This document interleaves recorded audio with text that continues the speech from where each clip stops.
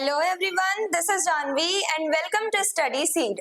आज हम class 10 civics chapter 4 का लास्ट टॉपिक पढ़ेंगे, that is how can parties be reformed. अभी तक हमने पिछले टॉपिक में ये डिस्कस किया था कि पॉलिटिकल पार्टीज को इंटरनली बहुत सारे चैलेंजेस फेस करने पड़ते हैं, जिन चैलेंजेस की वजह से उनकी फंक्शनिंग में प्रॉब्लम्स आती हैं। तो अब उन्हीं चैलेंजेस से ये पॉलिटिकल पार्टीज कैसे कोप अप कर सकती हैं, किस टाइप के हम रिफॉर्म्स ला सकते हैं, किस टाइप के रिफॉर्म्स लाए हैं ये नहीं, हम ये देखेंगे कि किस टाइप से हम रिफॉर्म्स ला सकते हैं। तो हम सजेशंस देखेंगे कि किस टाइप से हम रिफॉर्म ला करके पॉलिटिकल पार्टीज की फंक्शनिंग को सुधार सकते हैं। तो उसके बारे में हम आज के वीडियो में डिस्कस करेंगे। To improve the functioning of political parties several reforms are suggested. अब पॉलिटिकल पार्टीज की इस फंक्शनिंग को सही करने के लिए, इंप्रूव करने के लिए, सारे चैलेंजेस को खत्म करने के लिए काफी सारे सजेशंस हैं, काफी सारे रिफॉर्म्स हम ला सकते हैं, चेंजेस ला सकते हैं सिस्टम में, जिससे कि पॉलिटिकल पार्टीज उन सभी चैलेंजेस से कोप अप कर पाए और अपनी अच्छे से फंक्शनिंग कर पाए, प्रॉपर फंक्शनिंग चल पाए उनके पूरे सिस्टम में।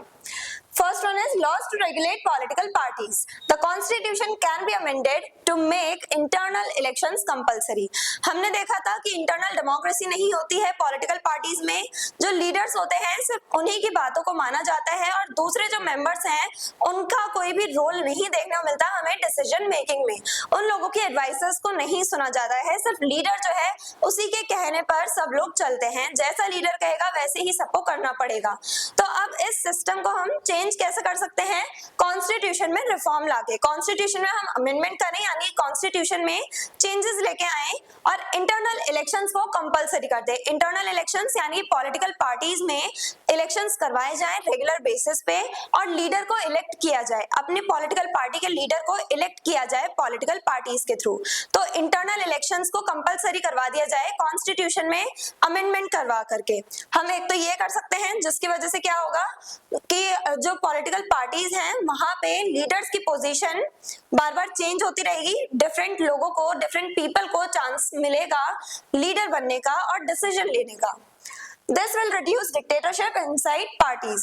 अब जैसे लीडर जो है, एक बार जो लीडर बन जाता है पॉलिटिकल पार्टी का, वही लाइफ टाइम लीडर रहता है, वही पर्सन जो है डिसीजन लेगा, वही पर्सन सारे डिसीजंस लेगा पॉलिटिकल पार्टी से रिलेटेड। तो ये डिक्टेटरशिप जैसा लगता है, यानी कि जैसे राजा हुआ करते थे, सारी अथॉरिटी सिर्फ उन्हीं के पास है, ऐसे ही पॉलिटिकल पार्टीज में जो लीडर्स होते हैं सारी अथॉरिटी उनके पास होती है। तो अब इस डिक्टेटरशिप को हम खत्म कर सकते हैं अगर हम इंटरनल इलेक्शंस करवाएं रेगुलर बेसिस पे। Second, reduce role of money and criminals. हमने देखा था मनी और क्रिमिनल बैकग्राउंड के जो लोग हैं उनको बहुत ज्यादा प्रेफरेंस दी जाती है, क्योंकि इलेक्शंस में पार्टिसिपेट करने के लिए बहुत ज्यादा पैसा लगता है। इलेक्शंस में कंटेस्ट करना है आपको, इलेक्शंस में कैंपेनिंग वगैरह करनी है, अगर आपको रैलीज वगैरह निकालनी है तो उसके लिए पैसा चाहिए होता है और लोगों को फोर्स भी किया जाता है पैसा दे करके या डरा धमका के लोगों को फोर्स किया जाता है कि आप हमारी ही पार्टी को वोट देना, किसी और को मत देना। तो मसल पावर का यूज किया जाता है, मनी का यूज किया जाता है और इसके लिए ऐसे कैंडिडेट्स को चूज किया जाता है जो क्रिमिनल बैकग्राउंड से हो। तो अब इससे हम कैसे कोप अप कर सकते हैं, इस चैलेंज को कैसे खत्म कर सकते हैं?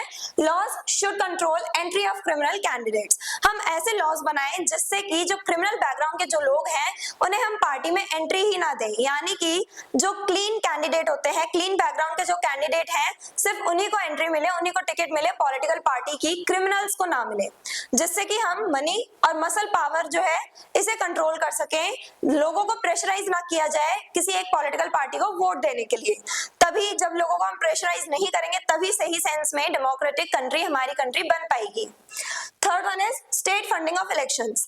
अब जो गवर्नमेंट है वही इलेक्शंस में पैसे दे, अब कैंपेनिंग करनी होती है, रैलीज निकालनी होती हैं, डिफरेंट फंक्शंस करने होते हैं इलेक्शंस के टाइम पीरियड पे पॉलिटिकल पार्टीज को, तो उसके लिए उन्हें जो पैसा चाहिए जिसकी वजह से वो क्रिमिनल बैकग्राउंड के लोगों को प्रेफरेंस देते हैं, तो क्रिमिनल बैकग्राउंड के लोगों को चूज करने से बेहतर है कि गवर्नमेंट जो है वो उन सभी फंक्शंस के लिए, उन सभी कैंपेनिंग के लिए इन पॉलिटिकल पार्टीज को फंडिंग प्रोवाइड करे, पैसे दे। तो गवर्नमेंट क्या करे? फंडिंग प्रोवाइड करे इन पॉलिटिकल पार्टीज को, and this will reduce dependence on rich donors. अब जो रिच डोनर्स होते हैं, जो अमीर लोग होते हैं, जो कैंपेनिंग के लिए पैसे दे रहे हैं, उनकी बात मानी जाती है पॉलिटिकल पार्टीज में, क्योंकि उन्हीं लोगों की वजह से, उन्हीं डोनर्स की वजह से हमारी कैंपेनिंग हम कर पा रहे हैं, कैंपेन्स चला पा रहे हैं। तो इसकी वजह से रिच डोनर्स को बहुत ज्यादा प्रायोरिटी दी जाती है, बहुत ज्यादा प्रेफरेंस दी जाती है पॉलिटिकल पार्टीज में। तो जब गवर्नमेंट ही फंडिंग प्रोवाइड कर रही है तो इन रिच डोनर्स की बात हमें सुनने की जरूरत नहीं है। पॉलिटिकल पार्टीज अपने हिसाब से डिबेट्स डिस्कशन करके तब लॉज एंड पॉलिसीज बना सकती है। रिच डोनर्स पे उन्हें डिपेंड होने की जरूरत नहीं है, जो गवर्नमेंट है वही उन्हें फंडिंग प्रोवाइड करेगी। Fourth, role of people. Citizens should participate in party activities. लोग जो है यानी जो हमारे ऑर्डिनरी सिटीजंस हैं वो पार्टी एक्टिविटीज में पार्टिसिपेट करें। कैसे? जब भी लोगों को लग रहा है कि कोई पॉलिटिकल पार्टी कुछ गलत कर रही है, गलत डिसीजन ले रही है, गलत एक्टिविटीज कर रही है, तो उसके अगेंस्ट लोग अपनी वॉइस रेज करें। क्योंकि जब जनता अपनी आवाज उठाती है, तो जब इतने ज्यादा मास लेवल पे जब लोग प्रोटेस्ट कर रहे हैं, लोग किसी चीज के किसी एक स्टेटमेंट के अगेंस्ट अपनी वॉइस रेज कर रहे हैं, तो पॉलिटिकल पार्टी को अपने उस प्रैक्टिसेस में चेंजेस लाने ही पड़ते हैं। तो जनता में सबसे ज्यादा पावर है, सिटीजन जो है उनके पास ही सबसे ज्यादा पावर है। डेमोक्रेटिक कंट्री है हमारी कंट्री, और सबसे ज्यादा पावर गवर्नमेंट से भी ज्यादा पावर लोगों के हाथ में है, क्योंकि लोग ही गवर्नमेंट को इलेक्ट कर रहे हैं, गवर्नमेंट को चूज कर रहे हैं। तो सिटीजन क्या कर सकते हैं? वो प्रोटेस्ट करें उन सभी गलत एक्टिविटीज के अगेंस्ट में जो पॉलिटिकल पार्टीज करती हैं। और जब लोग प्रोटेस्ट करेंगे, लोग किसी पॉलिटिकल पार्टी के अगेंस्ट में जाएंगे, अब क्योंकि उस पॉलिटिकल पार्टी को सपोर्ट चाहिए लोगों का, तो वो पॉलिटिकल पार्टी क्या करेगी? जो लोग कह रहे हैं वैसा करने की कोशिश करेगी, अपनी एक्टिविटीज में सुधार लाएगी, जो गलत प्रैक्टिसेस वो पार्टी कर रही थी उसे रोकने की कोशिश करेगी। Public pressure can force parties to reform themselves. अब जब पब्लिक प्रेशर क्रिएट होता है, यानी कि जब सिटीजंस मास लेवल पे प्रोटेस्ट करेंगे, तो पॉलिटिकल पार्टीज को अपने अंदर चेंजेस करने ही पड़ते हैं। तो इस टाइप से जो ऑर्डिनरी सिटीजंस हैं वो भी अपना रोल प्ले कर सकते हैं इन एक्टिविटीज को, गलत प्रैक्टिसेस को रोकने में। Role of courts and election commission. Election commission ये वो बॉडी है जो इलेक्शंस करवाती है, free and fair elections conduct करवाती है election commission. Courts and election commission should enforce rules, ensure free and fair elections. अब कोर्ट्स क्या कर सकते हैं? कोर्ट्स जो स्टेटमेंट दे देंगे, कोर्ट्स जो भी जजमेंट निकालेंगे, पास करेंगे, वो सभी पीपल को मानना पड़ता है, चाहे पॉलिटिकल पार्टी हो, ऑर्डिनरी सिटीजन हो या गवर्नमेंट हो, सभी को माननी पड़ती हैं कोर्ट्स की बातें। कोर्ट जो भी जजमेंट निकालता है वो सभी को फॉलो करना पड़ता है। तो कोर्ट क्या करें? जो भी रूल्स वगैरह है उन्हें एनफोर्स करें, पॉलिटिकल पार्टीज में जो भी गलत प्रैक्टिसेस है उनके अगेंस्ट में जजमेंट निकालें कोर्ट्स। साथ ही साथ इलेक्शन कमीशन जो है वो फ्री एंड फेयर इलेक्शंस करवाने पे ज्यादा ध्यान दें, यानी free and fair elections conduct करवाएं इलेक्शन कमीशन, जिससे कि ये सारी प्रैक्टिसेस को रोका जा सके। अब इलेक्शन कमीशन जो है उसी का काम होता है कि वो नजर रखे कि कहीं इलेक्शंस के टाइम पे पॉलिटिकल पार्टीज गलत स्टेप्स तो नहीं ले रही हैं, गलत काम तो नहीं कर रही हैं, गलत प्रैक्टिसेस में तो इन्वॉल्व नहीं है। तो ये सब देखना भी इलेक्शन कमीशन का काम होता है। तो इलेक्शन कमीशन अपना रोल अच्छे से प्ले करे, तो उससे क्या होगा कि हम लोग सही से फ्री एंड फेयर इलेक्शंस देख पाएंगे अपनी कंट्री में, सही से ये सारे चैलेंजेस को हम कोप अप कर पाएंगे। तो हम कैसे रिफॉर्म्स ला सकते हैं?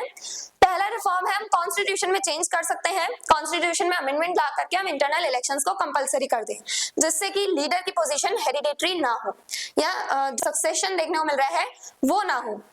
सेकंड, जो क्रिमिनल बैकग्राउंड के लोग हैं उन्हें एंट्री ना दी जाए पॉलिटिकल पार्टी में। और थर्ड, स्टेट जो है उसे फंडिंग प्रोवाइड करनी है पॉलिटिकल पार्टीज को।